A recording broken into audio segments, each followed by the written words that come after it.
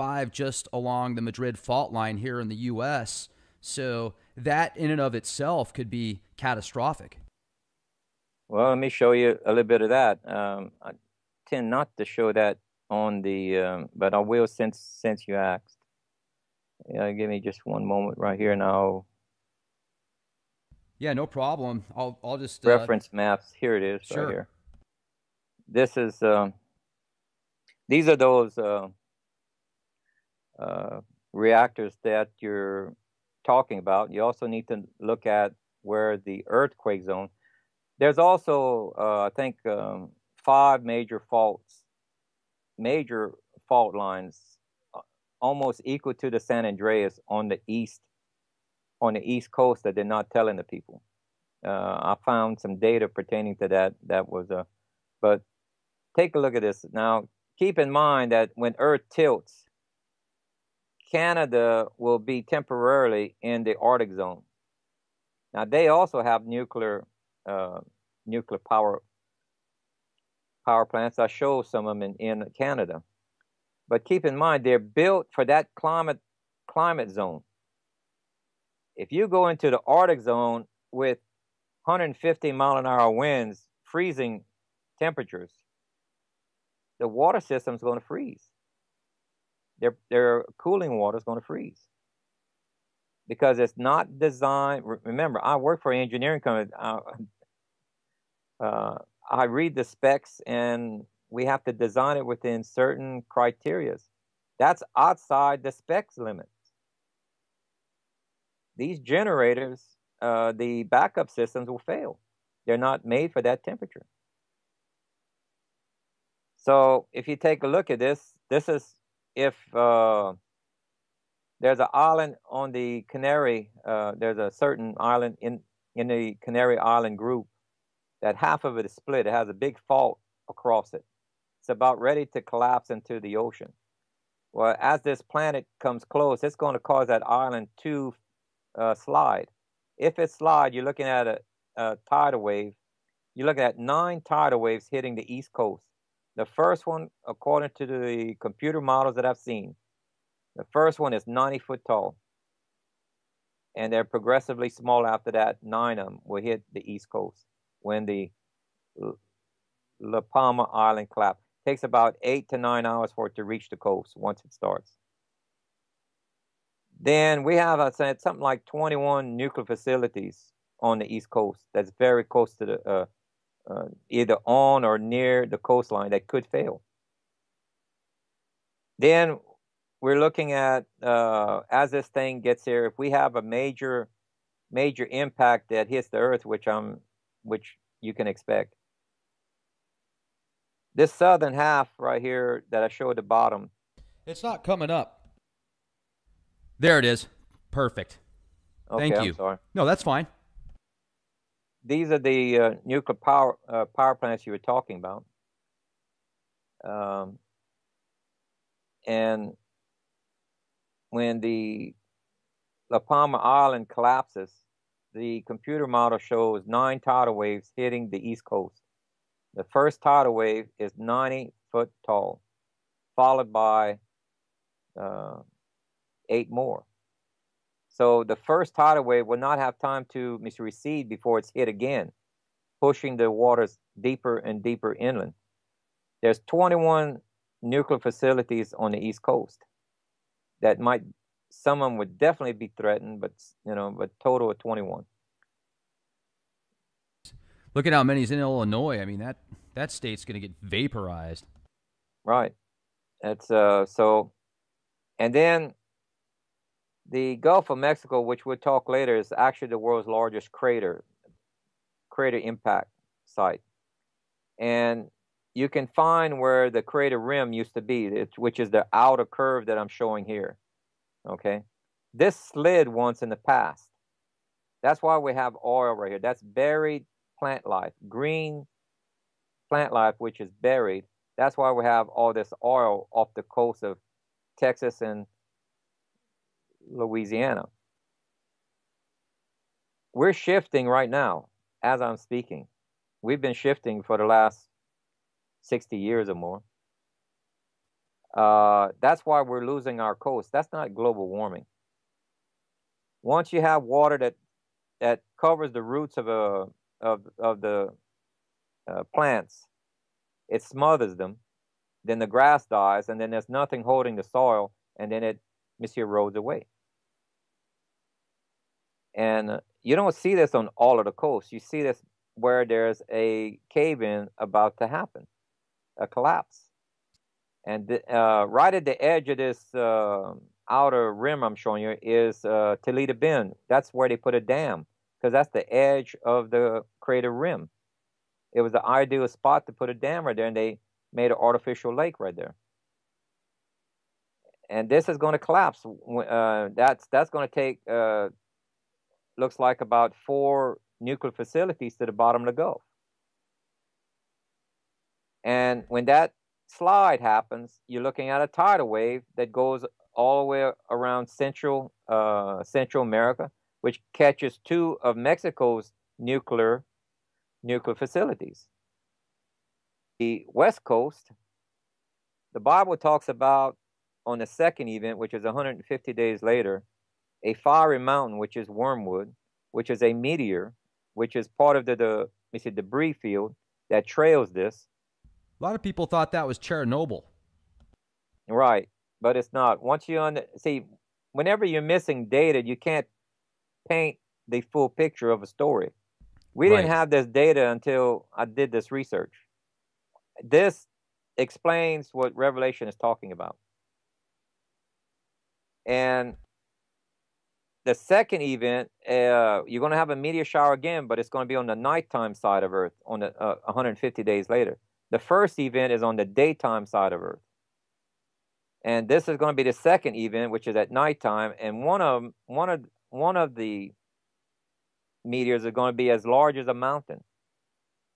Now, the one that made the Gulf of Mexico, you can take this and estimate 1/10 the crater size is how large the meteor was. That meant that the meteor was about 110 miles across. And that happened during Noah's time. That's what caused the waters to recede. And I can explain that later. So this next one has to be smaller than 110. Otherwise, it would wipe out all life form. So let's say it's 20 miles across. But it's going to hit the Pacific, and it's going to cause a tidal wave. That means it's going to wipe out all of the nuclear facilities in Japan, China, along their coast.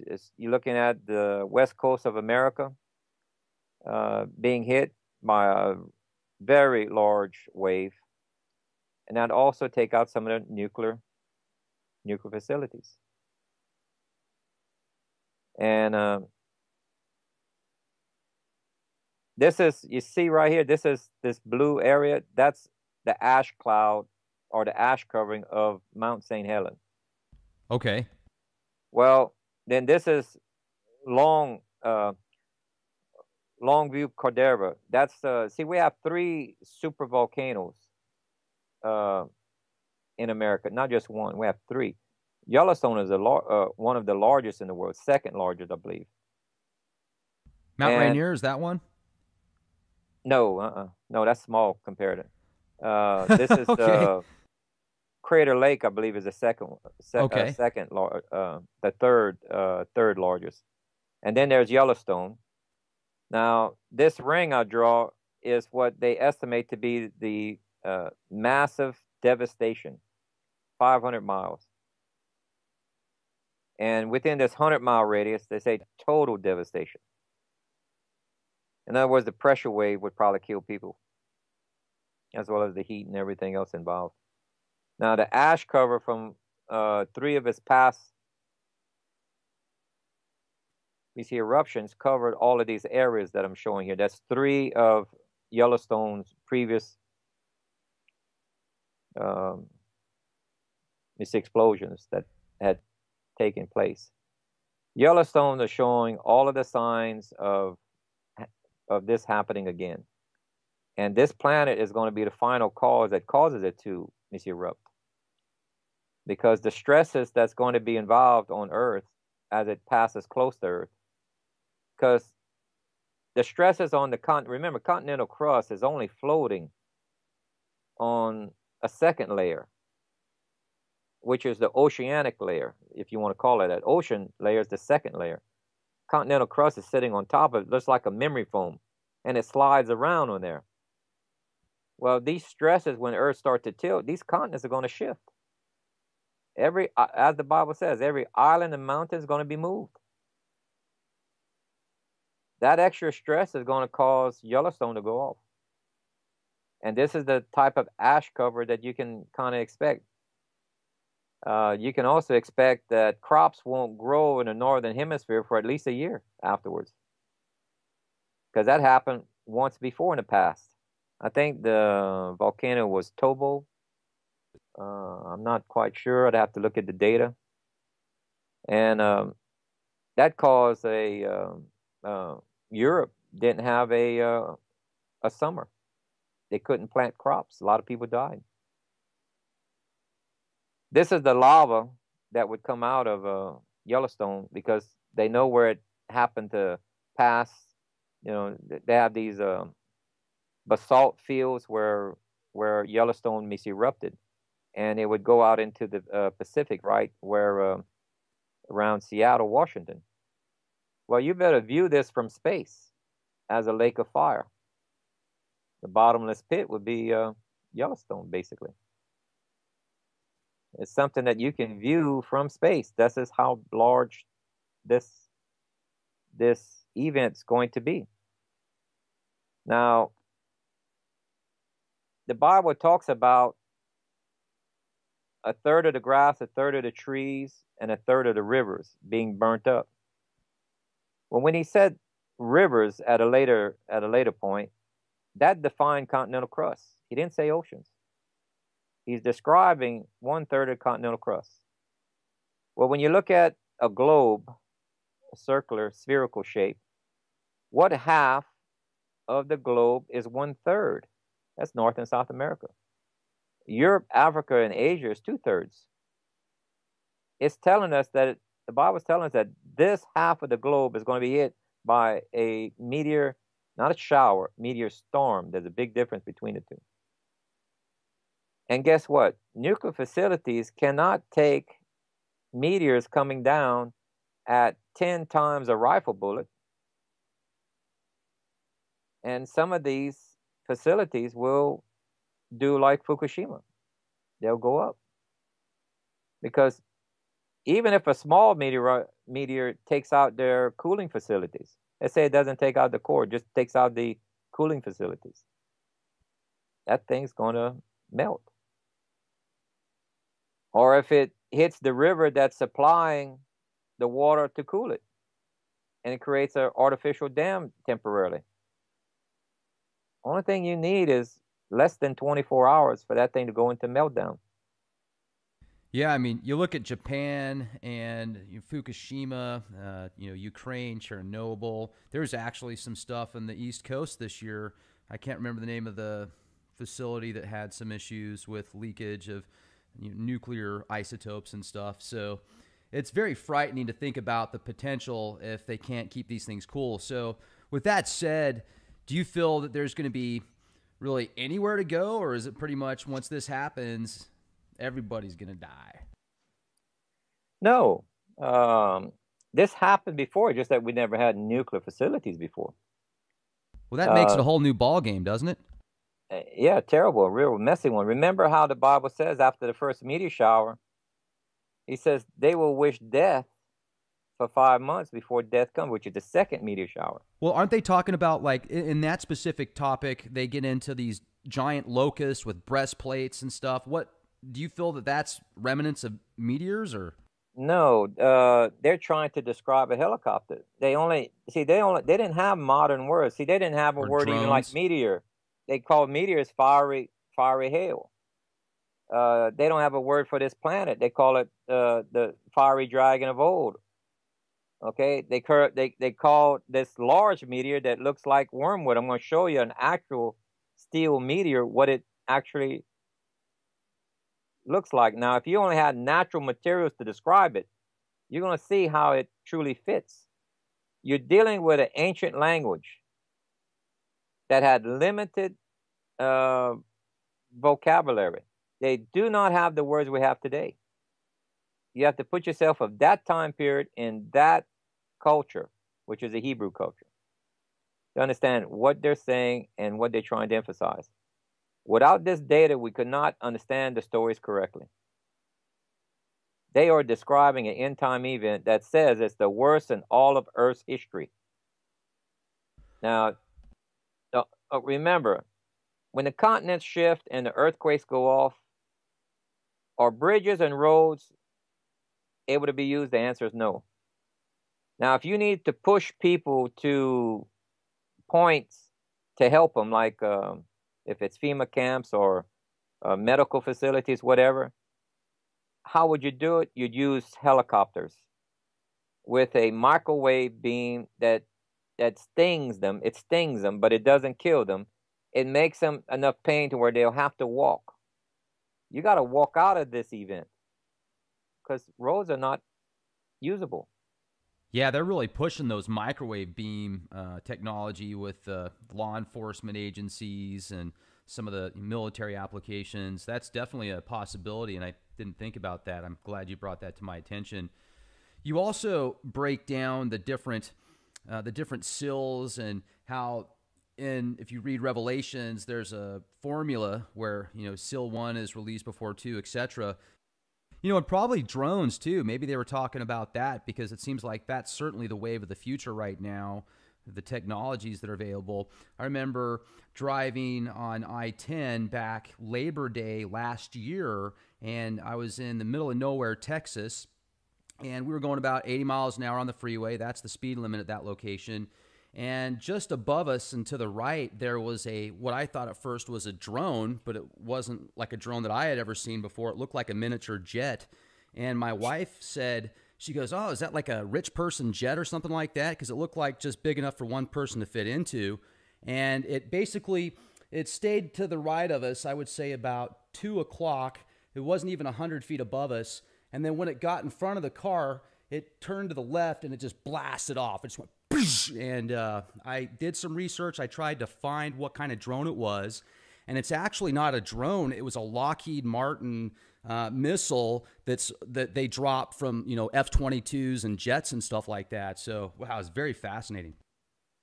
Remember, the government is 30 to 40 years ahead of us. So the technology that you may see whispers of, they probably already got. This is the biblical and secular accounts that I was able to spot as far as when it passed by. From Noah's flood, and we can talk about all the way to Revelation, which is seal 6 and 7. And let me point it out. See, this is the one I was telling you. Remember how it rained for 40 days? And then it was, the earth stayed flooded for 150 total. Well, this is where the canopy of water was punctured in this. Here is where the canopy of water, they used to have a canopy of water around us. And remember how in school they talked about Pangea? Oh, yeah. Well, let me mention something in physics that tells you that that's nearly, impossible, the way that they bring the scenario around. If Earth is molten and it's forming crust and it's spinning, why would all the crust form on one side where the Earth is not imbalanced? I don't know. That goes against physics. Only way that can happen is if that Pangea is landlocked, because there was no oceans at the time. There was lakes and seas mentioned, but there was no oceans. The top canopy of water, there's outside books that said there was 7 meteors that punched holes in the canopy and it caused the floodgates of heaven. That's not a normal rain. The floodgates of heaven opened up, 7 of them. It took 40 days for Earth to flood. Earth stayed flooded 150 days. Now you can read into the accounts, 150 days. Noah felt a great wind come over the waters. He called it God's breath. Then he saw the waters recede. That was the pressure wave from a very large fiery mountain that hit the Earth. That created the Gulf of Mexico. That knocked off 71% of our crust on the opposite side. Remember, this thing's coming in about 8 times a rifle bullet, the speed of a rifle bullet. That knocked off 71% of the existing crust of that time, and that happens to be the exact volume of our moon. Then the waters receded, and that made our oceans. And that's why you had Pangea. Now the Earth is wobbling, and that causes the continents they're already cracked, but that causes them to shift. Remember, the continents are not glued down. They're like floating on memory foam. So this heavy wobble caused them to move quite quickly to where they are today. It didn't move slowly. They were very well lubricated with the water. They had underground water talked about that came up, springs, because they had a structure underneath there, like a honeycomb structure that collapsed. And even the Russians had drilled into it. There's a saltwater region of crushed granite filled with salt water that's underneath the continents that they cannot explain. So this is a model here. This is to scale. This green layer is Pangea. This layer, this white layer is the Himalayas. This purple is a pressure wave that I'm going to show you. This area right here, this voided area, is the Gulf of Mexico. That's the diameter of it. When it came in at roughly 22 degrees, and how we know is when we piece the continents back together and we look where the Himalayas are, we can reverse the model and figure out the angle of attack. When this thing exploded, the pressure wave went to the core, and it bounced off that solid core, and it made the Himalayas in seconds. Moving the core forward is what knocked 71% of our continental crust on the opposite side, creating the moon.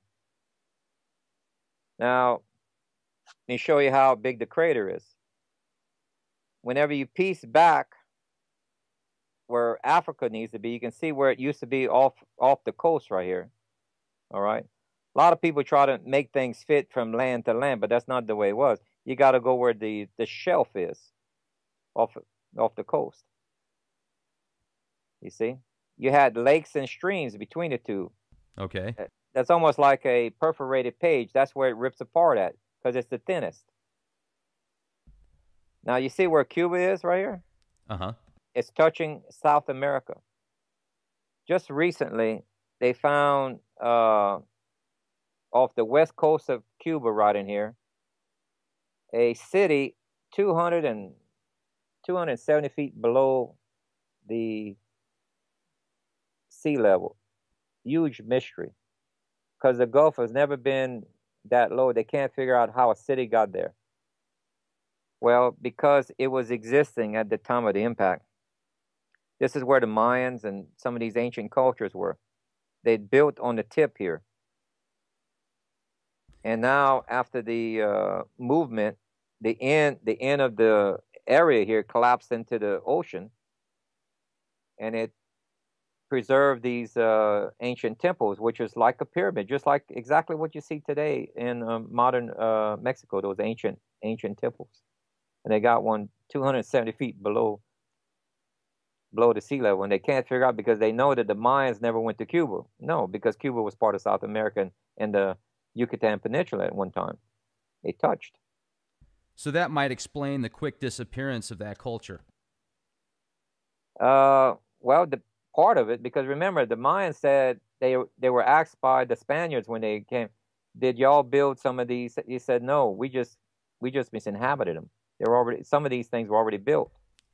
Right. Some of so depending on, I'm talking about pre-Mayan, basically, but I call it because it's mixed up with their culture, but this was pre-Mayan. This was prior to the flood. You see? And you can see a large impact makes a double rim.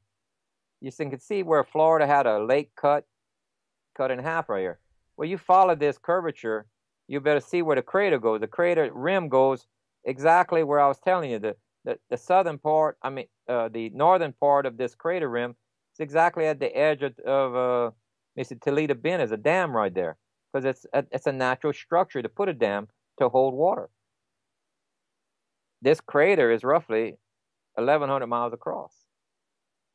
Now, scientists have a problem with this. When dealing with a crater so large, there's two levels of energy. One of them is the impact, and then there's a secondary energy field caused by frequency. That frequency violently vibrates carbon molecules where they spontaneously combust.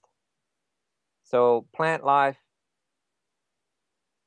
insects, animal life, humans would vaporize in a ring of fire that would go all the way around the globe, and no life would exist.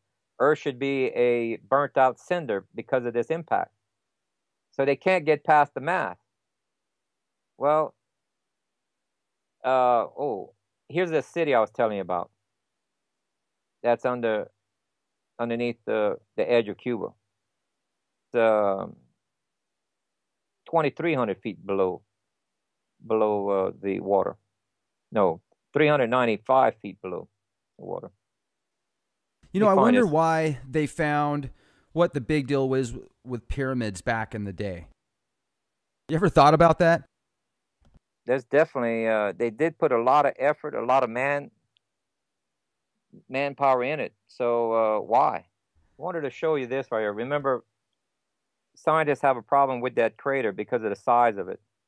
Right. Well, they never bothered to recalculate this, that the heat issue is resolved if the Earth is flooded, because water is a good absorber of heat. Only way that crater could happen, that meter, and life to exist, is if the Earth was entirely flooded. And the only way that the moon can be created, which is only made out of crust, there's no core to the moon, okay? The moon has gravity, but it has no magnetic field because it doesn't have a core. There's even iron oxide. The satellites found a huge amount of iron oxide. Well, if anybody knows chemistry, that should raise a anomaly there, right there. How do you get iron oxide on the moon when there's no atmosphere or water? Because that's basically the simple term, that's iron rust. For rust to happen, you have to have oxygen and an atmosphere. How do you have rust in large quantities on the moon? Because that at one time had an atmosphere, but it was when it was on Earth.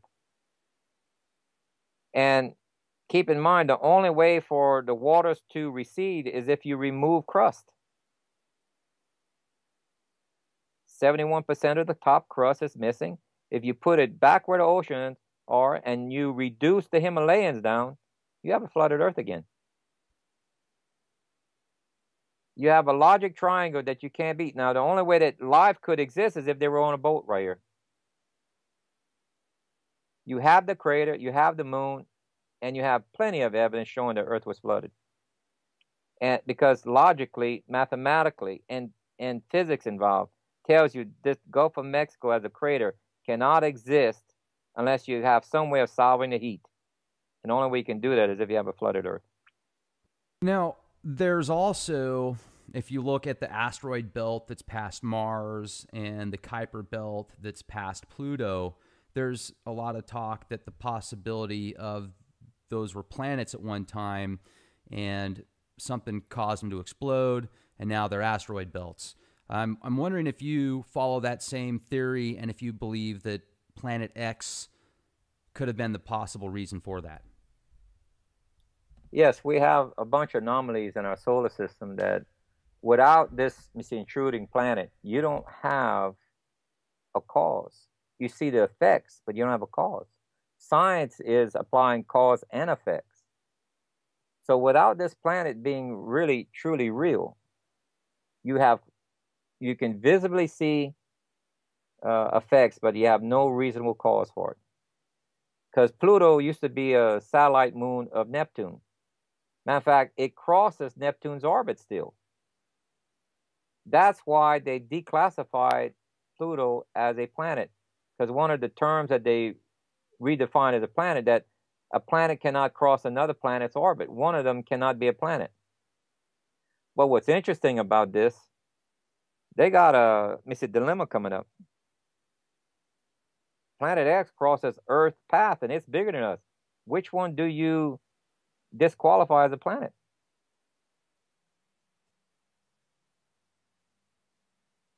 I don't think you can.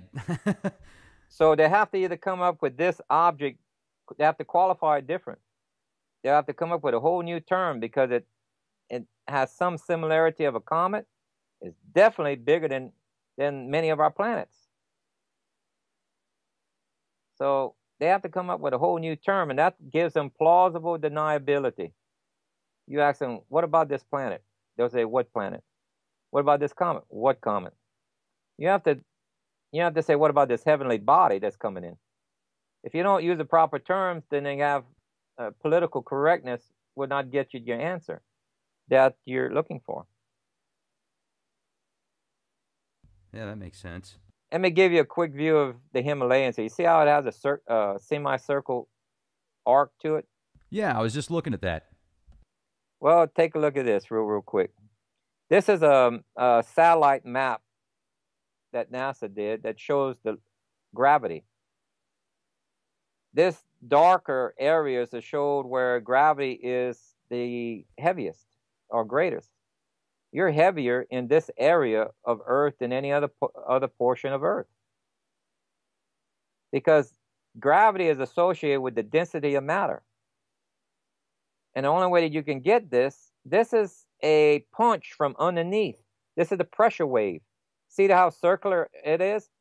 It was a punch from underneath the crust that compacted the matter, giving you greater density, increasing the gravity. This gravity ring is actually a bruise caused from the impact. And the Himalayas was the weaker area, so it popped up in seconds. It's 3 to 5 miles higher than the rest of the terrain. It came up in seconds.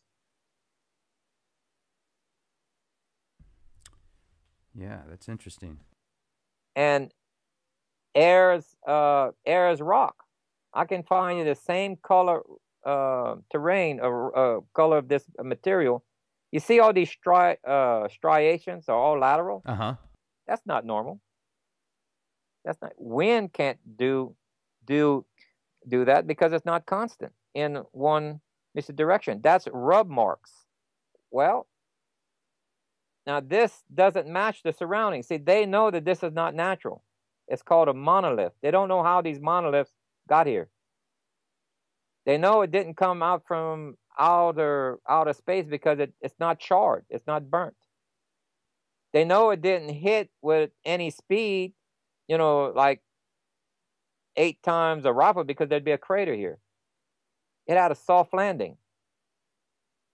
And when something is landing soft, you see the surrounding rocks, how it came up. See all these dark areas? That's rocks that vibrated out of the ground. Whenever like you shake a box of popcorn, the larger pieces come to the surface. Well, that's what happened, right? This is all these dark areas because it shook the ground when it landed. Well, if you take a look at 13 miles to the area here, you see a drag mark. Because one of the ways to slow the speed of this down, suppose it was ejected from the Himalayas at a shallow angle. It never got into the upper, and Australia was closer to India, which it was at one time. And during the making of the Himalayas, it ejected this piece. It touched down right here, losing part of its speed, flipped over, just like you toss a rock on a lake. You skip it across. It skipped right here, flipped over a few times, and landed softly. It lost most of its energy. Take a look at you think it matches? Similar? Not at all. Size? These are rub marks right here. This is where, now throughout the ages, because the continents are shifting a little bit, it's not as straight as what it normally, because this happened about 3,000 years ago or more. But that shows you how that monolith happened. And this happens to be the direction of India. I mean, the Himalayas. And this would explain how the monoliths got there with a soft landing. Now, the other one, this is the second largest. The other one is larger, but it's buried many times deeper because it didn't skip. It landed firmly and it planted itself. It didn't make a crater because it didn't have enough speed, but it buried itself just like you drop a rock in soft mud because of the weight of it. We have enough evidence to prove out Noah's flood. And let me jump to another one. And while you're pulling that up, let me ask you, because I forgot to bring this up earlier, you know that giant scar on Mars? Looks like a big scar. It's a big canyon, but yes. Do you think that could be from Planet X? Without a doubt. During the, we'll touch on this right now. We'll just jump ahead to the Exodus. Okay? During the Exodus, they had 3 days of darkness. Solid darkness where you couldn't hardly see your hand in front of you. Now, it's also documented 3 hours of darkness during Yeshua. So how do we get a difference of 3 hours versus 3 days? Well, what happened was that it collided with a planet called Ceres, which is now known as the asteroid belt. It destroyed that planet and broke it up with a head-on collision. And what that caused, it slowed the path of it slowed the speed of it down to 1/20th of its normal speed. That caused the 3 days of darkness. Now, if you go and connect the dots a little bit, look at the biblical records a little bit more, you see how it took 4 trips around the sun before it regained a normal orbit. The first trip around the sun and it came back at 52 years later. Guess what? That's Joshua's long day. The next one was 131 years later. That was Job's trouble and the drought of Ruth. 131 years later. Okay, yeah. All right. Let's see. Yeah, 131 years was Job's trouble and Ruth. 290 years later was King David. That's where you got the Star of David. This was during the battle between Saul and David, and it showed up exactly on that year between the two. Then there was Hezekiah. They had 3 events on the one that was 358 years later. Yeah, the Jonah warning Nineveh, in 40 days your destruction comes. Guess what? In the model, you can prove out at 40 days Earth can see it as it rounds the sun. How did they know that? Then Hezekiah, where the shadow went backwards. It wasn't going backwards on a sundial. That's a misinterpretation in English. When you read the Hebrew, it's steps. The sun went backwards on steps. Well, that means Earth tilted. The math shows us that Earth tilted 26 to 28 degrees again. We have 3 to 4 events we can prove the Earth tilted 26 to 28 degrees. Then 5 months later on the second event, this is when 185,000 Assyrian soldiers died in the middle of the night. When the king had woke up the following morning, all the soldiers were dead. If you know anything, remember how NASA takes satellites when they want to send them into deeper space? They don't have Right. They send them around a planet 3 or 4 times, and that slingshot effect, they get more and more energy. Then they dart them out to the direction they want. This is the same thing that happens with this planet. When it would drop down to 1/20th, it took 4 more trips around the sun before it gained its normal orbit, because its orbit is associated with its mass. The bigger the mass, the larger, the longer the orbital path has to be. In other words, if you have an orbit of so-called 3,600 years, which there's no hard evidence to back such a claim. No one gave hard data. They make claims of 30, but they give no hard data. Someone out there is even stating that Dr. Harrington made with Stitchin, that Dr. Harrington was claiming that it was a, no, he didn't. You have to listen very carefully to the video and then read his own report that he published. He published a report that his estimate, which is an educated guess, of 1,150 something years. He said for it to be a 3,600 year old, it had to be many times larger than Jupiter. Remember, at 7 times the diameter of Earth, that's only about a third of Jupiter. And it had to be multiple times larger to get a 3,600 year orbit. Well, guess what? Something that big can't pass between the moon and the Earth that's claimed in Joshua's long day. Nor will it give you 3 hours of darkness in Yeshua's time traveling at its normal speed. It takes an object only 6 to 7 times the diameter of Earth. The math does not work out multiple ways for a 3,600 year orbit, nor does the size, because your orbit is set by its mass. The slingshot effect. Kepler's laws of planetary motion. You got to follow these things. We'll talk about Joshua's long day right here. Joshua received word from an ally theirs that they had 5 kings that amassed their army, and they were getting ready to wipe out this ally of Joshua and the kings. He says, "Don't abandon me. I need your help." They had amassed over 300,000 soldiers. Joshua only had 30,000. He did a forced march throughout the night to the northern part of Israel. Now, you can read in the text that the enemy woke up that morning and they were scared. And you can allude through the text, you can surmise that the sun was late coming up. Because they said they woke and they got scared. They didn't see Joshua's men yet. Something was scaring them. And it's because the sun didn't rise yet. That gave more time for Joshua to make it to the place, to the enemy's camp.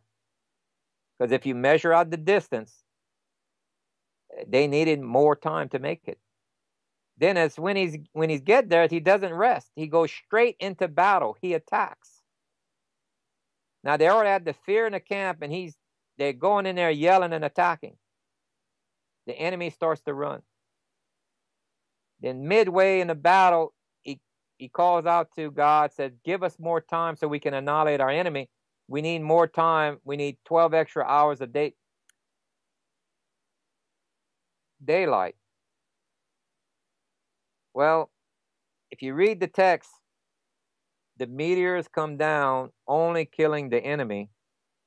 None of Joshua's 30,000. Remember, this is hand-to-hand combat. Sword with a sword. You're only a foot or so, a foot and a half away from your enemy. And only the enemy died from the meteor hit. You see, if the moon is in an exact position, it's acting as a shield for Joshua's men. The back side of the moon has 4 times more craters than the front side. The reason why the front side faces Earth, because it has more iron on that side. It acts like a compass needle. It points to the magnetic of Earth, because the magnetic field is a greater radius than the gravity field. So the moon is locked in looking at Earth at all times. That's why we only see the near side of the moon. The backside has protected us multiple times. Not the entire globe, only part of the globe. Right here, it's protecting Joshua's men. and only the enemy is being annihilated. And this is where you can see the model where, let's see if I have it here, where Earth is going through the tail. You see this black dot in the center, and this white dot, that's Earth. This green circle is the orbit of the moon. This darker dot is our planet 7X, I call it. The plasma tail, which is often clear, sometimes it's illuminated, travel points opposite of the sun. So this red line is the orbit of our planet. This green line is the orbit of Earth. And as this thing moves forward, Earth is getting deeper and deeper into the plasma. And this is what's causing Earth to slow down at 4.5 to 5.5% compounded hourly, and Earth will come to a stop within 24 to 28 hours. So it started a little bit during the nighttime. That gave Joshua more time to reach the camp of the enemy. And this proves out in the model. This is going to happen a second time. The astronomy group is going to warn Earth of the wrong side being hit. They're going to say the meteor shower is going to hit the the Middle East region, Europe, Africa, Asia.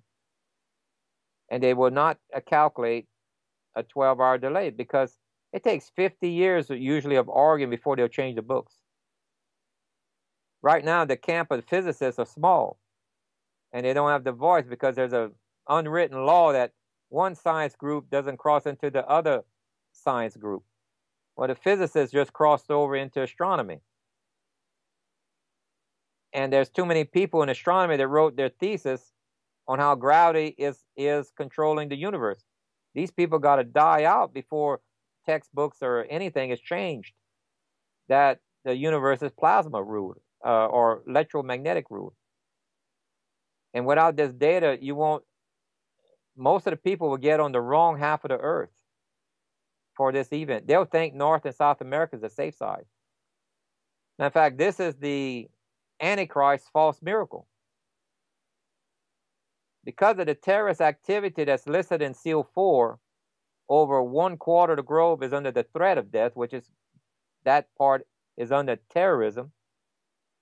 Once they have a peace agreement, then after the peace agreement, remember how it says when peace is announced, soon after destruction happens? I can't quote it exactly the way it says it. Sure. This is the meteor shower of Seal 6 because Seal 5 is the peace agreement. Seal 6 is the meteor shower. When do people get microchipped? Well, during the rationing, during economic collapse, and during the food shortage in Seal 4. See, for you to control the people, you have to ration money, which is a bail-in. That's what they're doing. They're rationing money. Seal 4, there's going to be global terrorism, so that's going to disrupt the economy, and you have rationing of food. Then you have rationing of fuel happening because of war going on. When you have those three, you control the population of the world. You have them under your Homeland Security clauses and laws. So for people to get their rationing, they'll issue out credit cards with chip, and it'll be a voluntary basis to take that misinjected chip. And on that card will say how much of what item that you're going to be getting and how much fuel you're going to get. Now, the Almighty has already prepared his people for this coming event, because he says in the text, he says, these are my instructions. These are not the feasts of the Jews. That's a wrong interpretation. The Hebrew word is mekrah, and it does not mean feast. It means dry rehearsal. It says, these are my rehearsal patterns, and it's the Father speaking. It says, these are mine, and you hold them forever. On a Sabbath year and a Jubilee, you're supposed to stock up food, it says, for each of those full year. Well, that meant Seal 3, economic collapse, and Seal 4, famine, has to happen either on a Sabbath year or a Jubilee. We're just about finished with a Sabbath year, and we're starting into a Jubilee year. In one of those 2 years, you're going to see seal 4 and 5, seal 3 and 4 happen. Economic collapse and famine. His people who follow his instructions are prepared for this. Most of the world won't, because they're not following his instructions.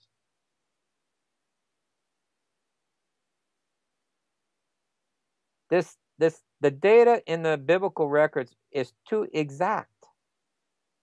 You can't guess anything to this level consistently through 14 events and tell me that it's by luck. You know, another thing that I think of too is the Smithsonian and a very select few corporations control literally the majority of information that people have access to with archaeological sites, history, information, education, indoctrination, etc. So maybe they suppress a lot of this information, and that's why a lot of people, unless they really do the digging, don't have access to much of it. Like I said, well, let me tell you a true life story that happened to me. I'm not a conspiracy nut, basically. You know, I didn't believe in conspiracy. Let me just qualify that better. I didn't believe in conspiracy. I'd say that there's either natural causes or something else or accident, whatever. I would always explain them away to something more logical or rationing. In my travels, I've been able to travel in different parts of the world. In my travels, even in the U.S., a friend of mine brought me to a gentleman's home that was the richest man in the world twice in his life. We were sitting down at his kitchen table, and I sat there and I listened to a conversation between the two gentlemen. The other gentleman was a Yale graduate, and there was this man that was the richest man in the world twice in his life. And they were talking about the Illuminati, the Hindenburgs, and all that. And I didn't believe in that at that time. But I just sat there, you know, when you're ignorant about something, sometimes it's better just to stay quiet than open your. And I listened for 45 minutes while these gentlemen was speaking. And I just couldn't believe my ears. So I interrupted the gentleman and said, "Gentlemen," I said, it sounds like you're talking about these Hindenburgs and the trilaterals as if they're real. They both turned to me and says, "Oh yeah, they're real." And what was going on, these two gentlemen were each president in their own area of the country of the John Birch Society, the people who fight for our constitutional rights. Oh, yeah. And they even told me, remember that Korean liner that was shot down by the Russians because that liner supposedly crossed into Russian airspace? This happened maybe, 20 years ago or so, 15 years ago? Yeah, about that. All right. Reason why that plane was shot down, there was a congressman and the president of the John Birch Society was on that plane. They were making too much headway towards our constitutional rights. At that time, I had to change my opinion because these people were very honorable and they were in the know. They were world individuals. They traveled, they did business, they knew the bank, they knew it inside out. And I had it firsthand information. It was real. Then I had to change my opinion. Well, Planet 7X, I was just as stubborn. I said, Planet X. But there's so much disinformation on the internet right now that is absolutely, positively incorrect. Remember the 3,600 years, I just proved it to you. That's not south of the universe is not pointing polar south. They even point you in the wrong direction. There's even some Washington Post articles that's leading you in the wrong direction. They point you to Monsieur Orion. That ain't it. All of the other articles, when you do the math and the science and the overlay, it's where they sent the Pioneer and Voyager probe, Sagittarius. You got to be able to use data to separate what is propaganda, if you want to call it, or hype, and what is real. Only the real proves out mathematically. Because someone who's trying to make something up is going to make an error. And I can point to you the errors when they make a story up in Washington Post. For one, that's one of the worst ones to get actual facts from. And it's just incredible amount of data.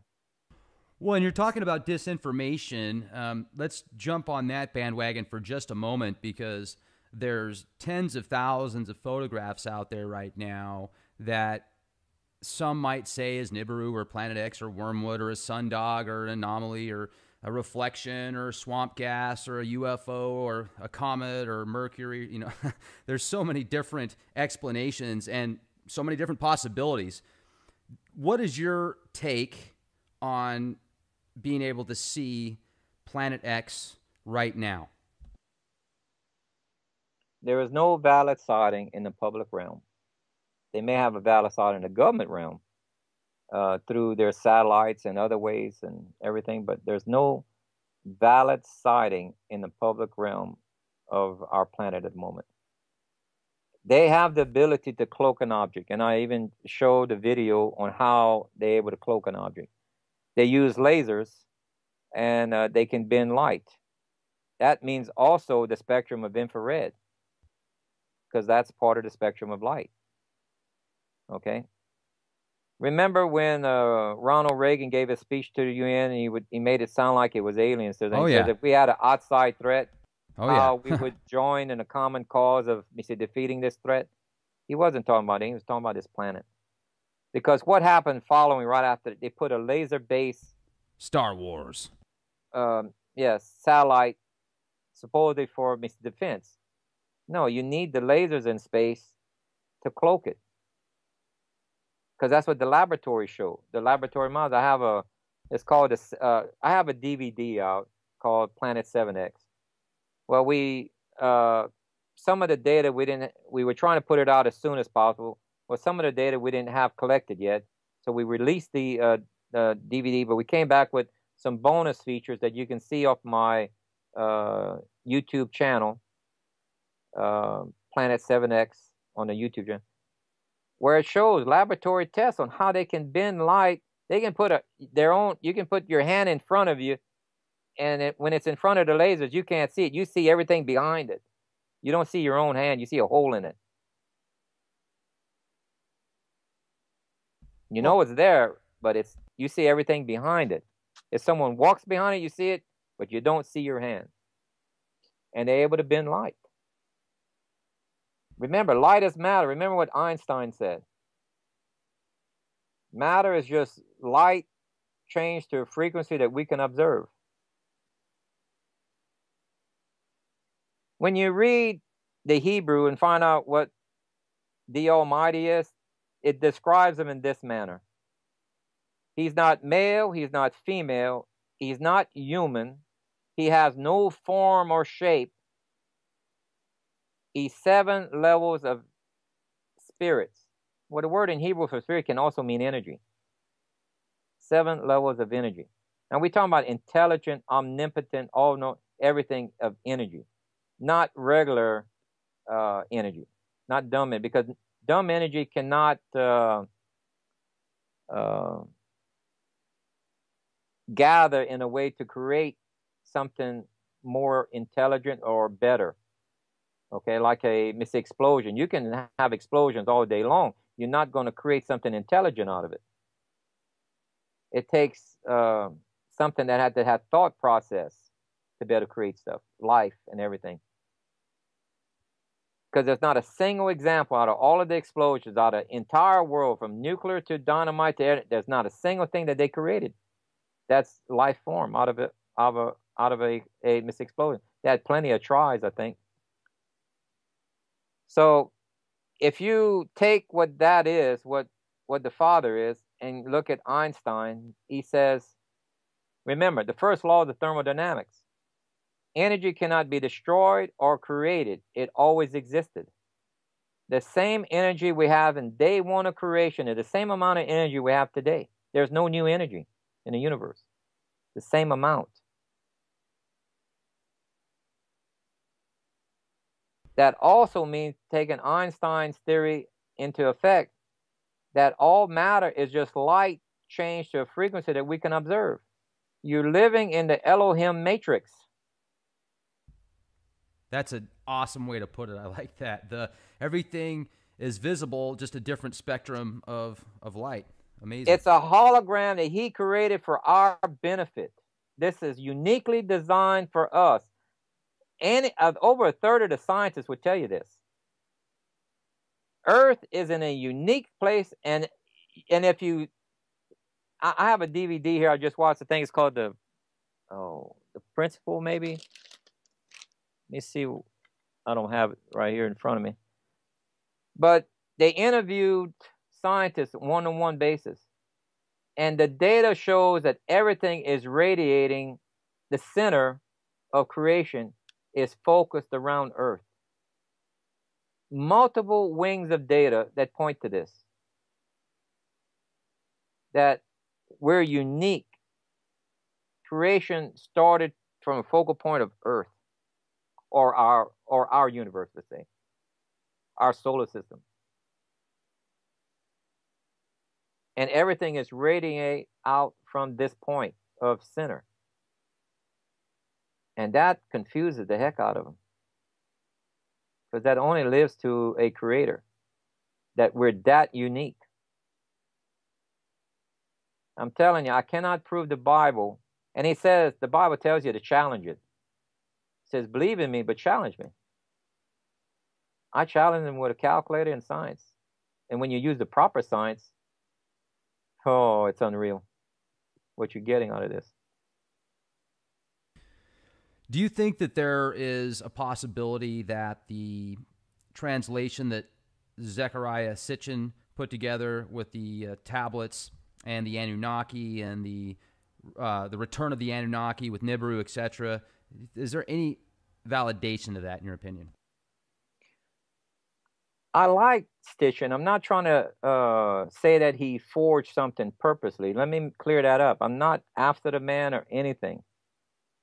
But I'm looking for data. Give me orbital speed, give me orbital mechanics, give me a layout of where it was seen, sighted, place, time, date, something I can plot or calculate. It does not exist in his data. It doesn't exist in Anunnaki's data. That tells me it's made up. If you can't mimic something in science, but you don't know the science, and it's there, guess what? You saw something real. Because you couldn't have faked it because you didn't know the science yet. And throughout the Bible, that's self-evident in 14 documented cases. You can't have it consistently right and tell me they faked it. With science they had no knowledge of. We didn't even have the knowledge of till the last 15 years or so.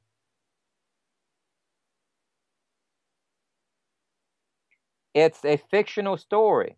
We can go back to the Egyptians writing stories that they won certain battles. Even the Babylonians made claims. They won, well, matter of fact, remember the 185,000 soldiers that died out of right outside of Jerusalem? Well, that king went back to his town and said, we won. And he wrote it in history as if he won. And he didn't win. The Egyptians never came back and said they lost. So do we have a year when fictional stories started? Yes, from the beginning. When it comes, okay? You have to back up that the only way you can find out that something is not fictional is if it has data built into it that had no knowledge of that qualifies it. Okay, they saw something or did something real. Like if you have archaeological finds that back something. You see, like the story of the Tower of Babel. That's real. How do we know that? Because they just found it. Within the last 10 years, They've been digging at a site in Jordan, north of the Dead Sea, not south. When you follow the biblical narrative, it says where the guy was standing at the time that he was looking at Sodom and Gomorrah. That town exists today in Jerusalem still. When you walk at that area, you can only see the north portion of the Dead Sea. And it says there was a circular plain, and there's one there, and that's where he went and looked. There's a compound, there's a tell, which is the remains of an ancient city, 55 acres large. It's the largest city known in that time period that they've ever found. They dig down in there, guess what they find? They find homes that were blown off of their foundation from some large explosion. They got people where their bodies were thrown against the wall, completely shattered. They got homosexuals that died in bed together. They got clay pottery that's so charred with such high heat that outside of the pottery, glass turned to glass. And that's called, I think, tritodite. I think it's called, or something like that. Only found at nuclear or atomic explosion sites where it turns the sand to glass. Yeah, I know in India they had one that was like 12,000 years old, somewhere around there. Right. So they found this at this site, and they found the residue of an asteroid that exploded. Remember that that asteroid that exploded over Russia? Just a couple years ago, wasn't it? Correct. You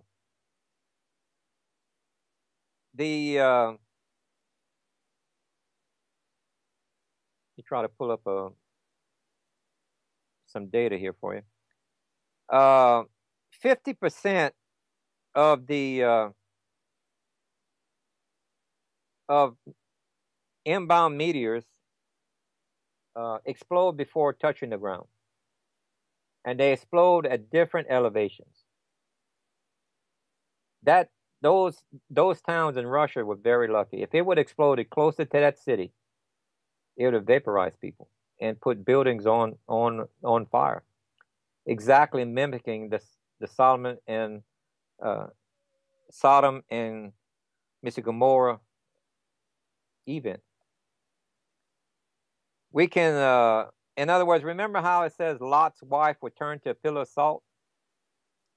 Well, that's a description of man coming back looking for her, not that God said I was going to turn her to a pillar of salt. Okay? That's the difference. If you go back, you can see this.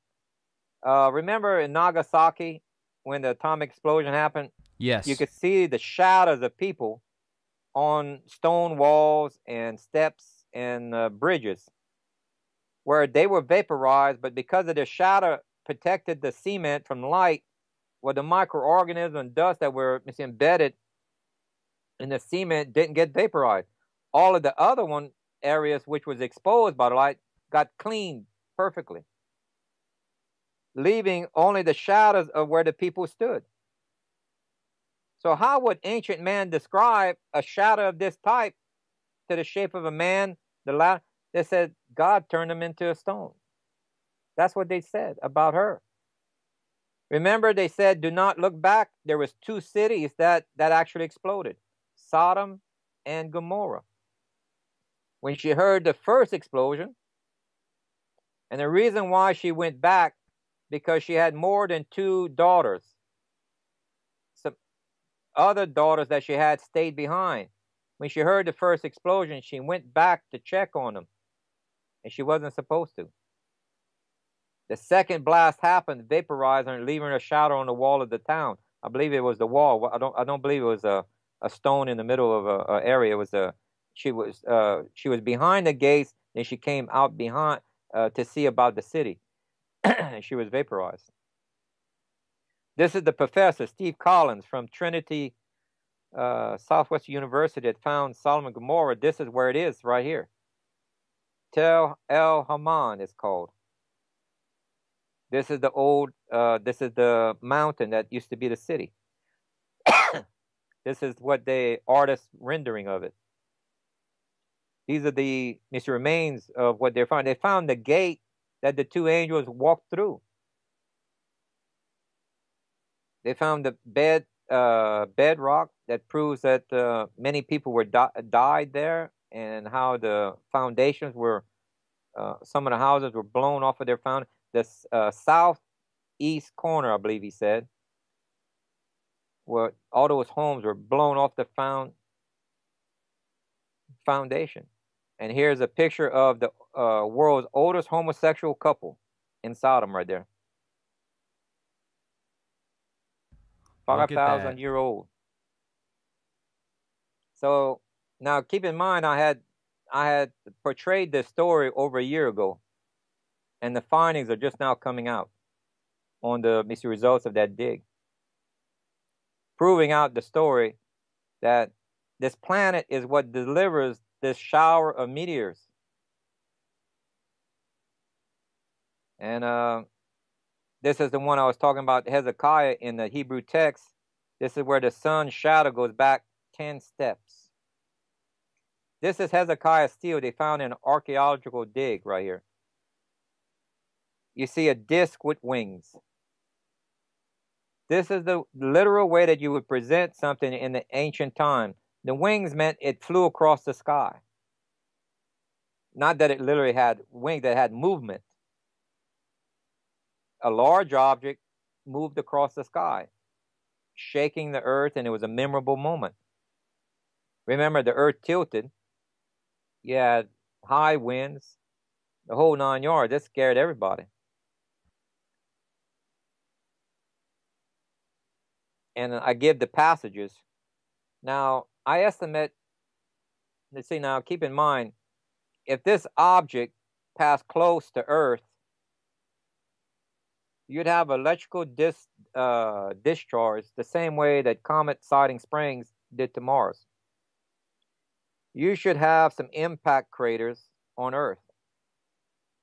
All of that scarring that you were mentioning about on Mars earlier, remember when I told you it lost its speed to where it moved to 1/20th? Right. To have that amount of craters on Mars is because it was going slower. And it probably turned around and it stayed in orbit with Mars for a little bit before it headed towards the sun. So it had plenty of time to gouge out the large scar. And because Mars would have been caught up in its plasma tail, Mars would have either slowed down very slowly or even stopped, allowing this constant digging to take effect. It's the only way that you can explain that. That is not by a casual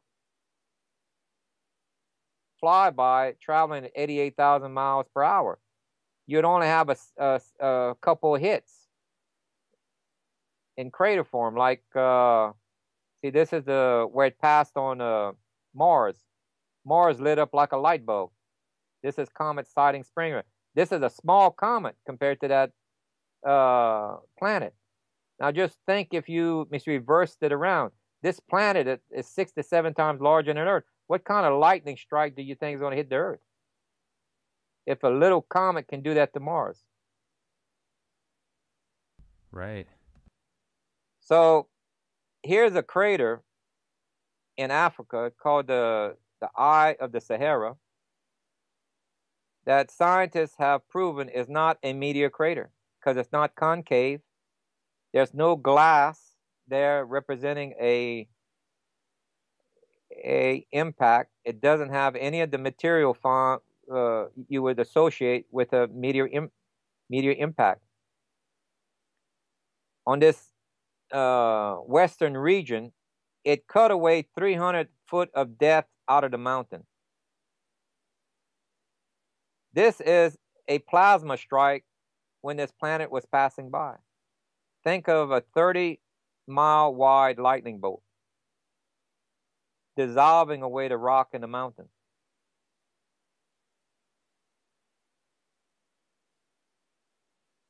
There's a Greek myth they call where, remember where Zeus would throw lightning bolts that would melt mountains? Yeah.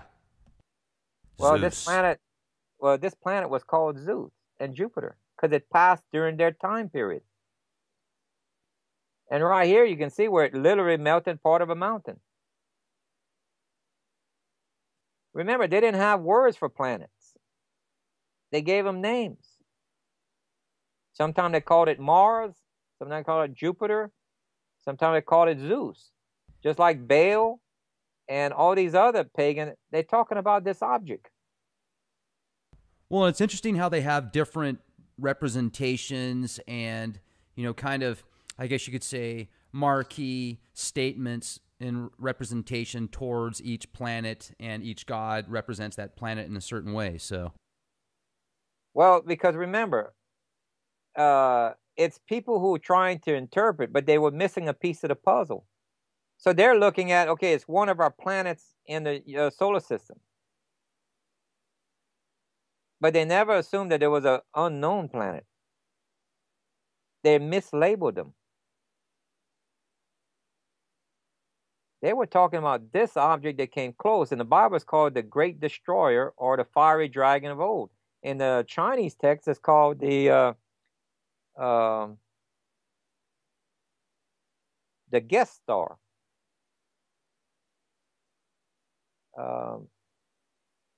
In the Egyptian culture, it's called something else. See, right here, this is some of the craters on Mars. This is not a meteor impact because the bottom is flat. Huh. Okay. A meteor crater causes a concave. A flat hit is where it's a plasma strike. And a plasma strike will cause these veins that look like water.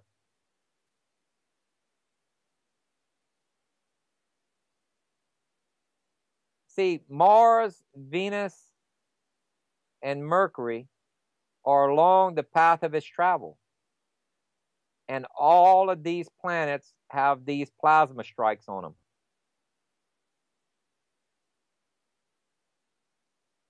Plasma strikes.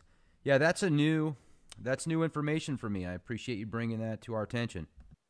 Now, every time Earth is hit with this heavy strike, whenever you hit a magnet with a lightning bolt, it changes its polarity. It has been documented that Earth's polarity has changed multiple times. But they don't realize what's causing it. See, if Earth has a dozen strikes, each time it's hit, it changes the polarity of the Earth in just one passing. Remember, you have 12 hours of its passing. Maybe 4 hours or maybe 2 hours of that is lightning strikes.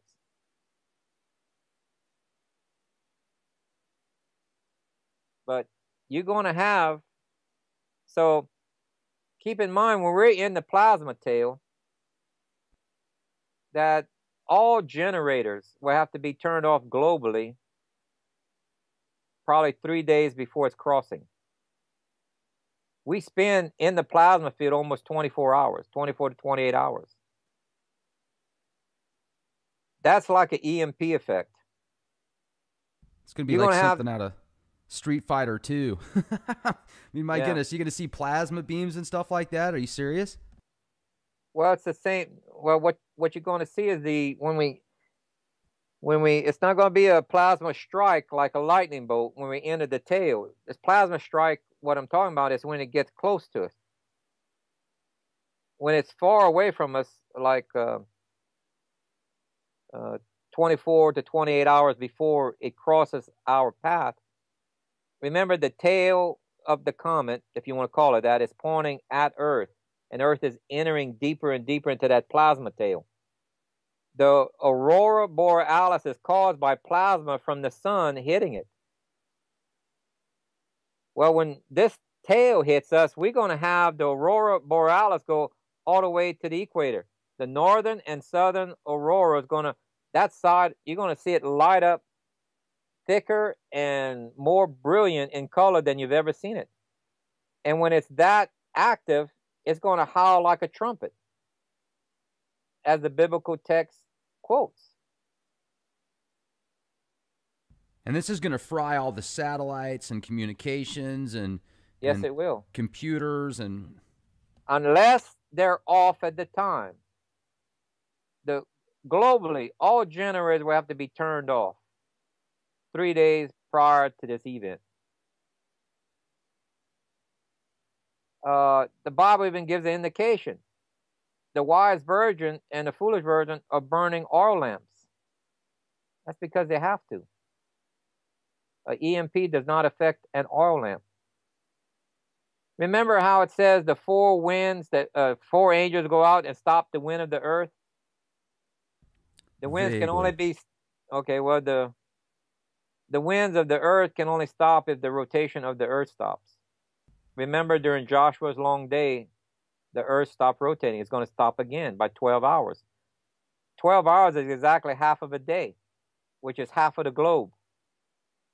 The opposite side of what they would expect will be hit because of the 12-hour delay in Earth's rotation. North and South America would be hit. The winds will stop because Earth's rotation stops. It's mentioned in the biblical record. The 4 winds stop. Do you think that it's just one planet that's coming back our way, or do you consider the possibilities of there being not only a planet but also a dwarf star and other moons surrounding it, like a second solar system coming towards us also? See, with our present knowledge now of the plasma universe, a sun is not a planet. It's a plasma ball, basically. It's bringing in plasma through the North and South Pole and radiating it out down the axis, which is the center, the planetary plane. That's why all the planets are caught in the stream. You ever seen a trout moving up? Definitely. Upstream, like he can be stationary, even though the water's flowing 20, 30 miles an hour. He can station because it's the way the stream works. Same thing. This plasma is flowing from the sun outward at a great, which is called the solar winds. Solar winds is the plasma. And these planets are rotating within a magnetic trough. Okay? Same thing with the orbits of comets and everything. See, the reason why we're having more comet strikes hitting the Earth is because this planet is warping the orbits of comets that normally would miss us. And their orbits are perturbed, and now it's interfering and running into our orbital path. And that's why we're seeing more strikes. This, and to get back to your question, okay, this can't be a mini solar system. It can't be a sun even, because because it has to come so close to Earth, it has to cause us to tilt. Gravity of a sun is so great, which we're talking about magnetic attraction for the opposite poles attract. That's why it only tilts 26 to 28 degrees. If a sun was to pass between the moon and the Earth, it would only happen once. We'd be dragged out into outer space, and that would be it. End of story. This is a planet-sized object. Now, does it have moons, satellite moons? Possible. I can't say no to that because I can tell you one thing, it's not listed in the data that I found. But it doesn't mean it doesn't exist. It's just that I'm not qualified to talk about it because I found no data associated with it to better say that this thing has moons orbiting. So it doesn't mean it doesn't, and it's possible that it may have one. Because right now, it says we'll see a crown of 12 stars. Remember, the word star in Hebrew meant illuminated body. And this could be a moon representing the 12th star because Leo is 11. normally drawn in the Hebrew is drawn like a lion. Remember, the way you draw the constellations have changed throughout the years. It changes from software to software. And that 12th object, which is puzzling me, I thought maybe it might have been the king planet Jupiter. Well, that would have been March 26th for this lineup. One of the possibilities. Because the software, it greatly concerned me. I said, I have no way of predicting the future. But the Almighty can, and He writes it for us. So I was concerned about that date, but we have not seen it. Neither has CO3, 4, and 5 occurred. You have to have CO3, economic collapse, CO4, famine and war, and 5, a peace agreement, before you can have the meteor shower of 6 and 7. So when you see those, and the internet will be down until the peace agreement, because the whole world sees the Antichrist signing the peace agreement. That's how you're going to know him.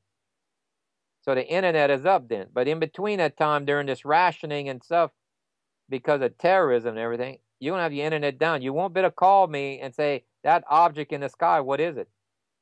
You have to be able to identify this and know what it is before the internet goes down. And you got to know what to do then. And when you see a peace agreement being talked about to be signed in Jerusalem, you make sure you're in Jerusalem for the signing of that peace agreement. And then wait there in Jerusalem. Your passport is good for 3 months in Jerusalem. You wait there until Passover comes around, March or April. And that's when the 2 witnesses will appear for the feast.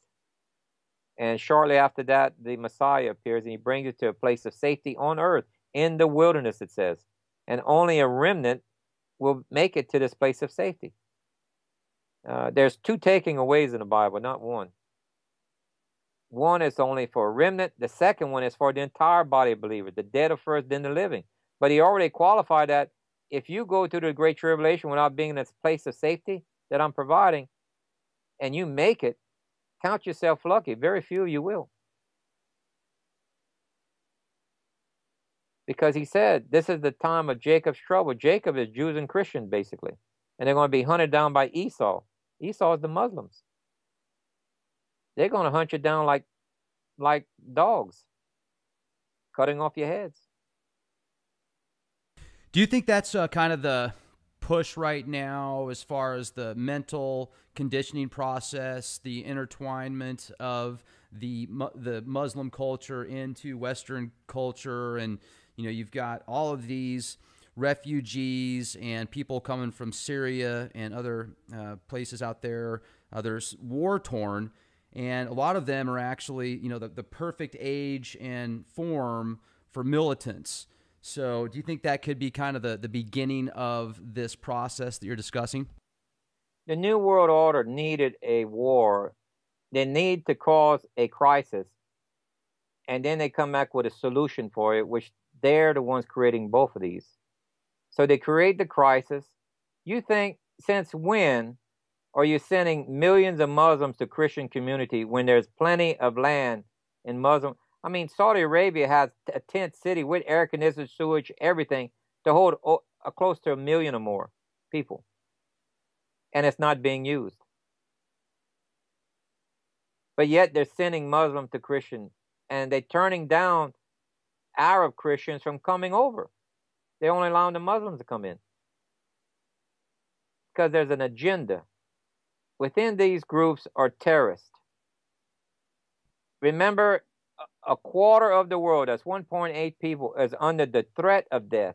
You got to have a way of getting enough of these terrorists in these Western countries. Because 1.8 billion is roughly the Western nations. That they have to put under lockdown of what? Rationing of money, food, and fuel. Homeland security. You follow the biblical, it says prepare food, water, or whatever, supplies for the Sabbath and a Jubilee. You got 1 more year left before the Messiah is ready, if we got the Jubilee correct, and it appears so. But if you wait till economic collapse of Balaam, then you can't remove money to get your food and stuff. That will happen almost overnight. You either follow the biblical instructions ahead of time, otherwise you will be caught in the globalist trap that they're setting for you. And he's already pre-warned you.